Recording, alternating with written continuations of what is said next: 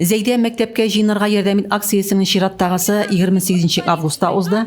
Бу уңайдан икенче мәктәптә 1 сыйныфка баручылар өчен бәйрәм тантанасы булды. Агымдагы елда район мәктәпләренә 622 бала 1 сыйныфка укырга бара. Барлык балага да белем көне өчен бәйрәм булсын өчен аларның 100дән артыгына мәктәпкә барырга булышлык оештырыла. Бу көнне малай кызларны котларга Татарстан Республикасы Дәүләт Советы депутаты Ишат Әминов, район башлыгы урынбасары Валерий Акатьев, башкарма комитет җитәкчесе Илнар Хафизов килде.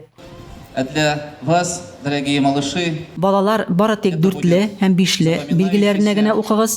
Сәламәтлек сезгә, уңышларыгыз белән әти-әниләрегез, укытучыларыгызны сөендерегез, диде Илнар Хафизов.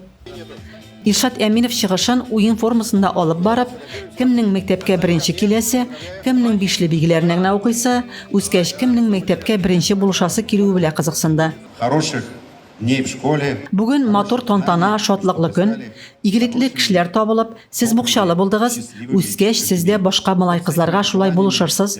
Шулай итеп, хәйрия акциясе дәвам итәчәк, диде Ишат Әминов.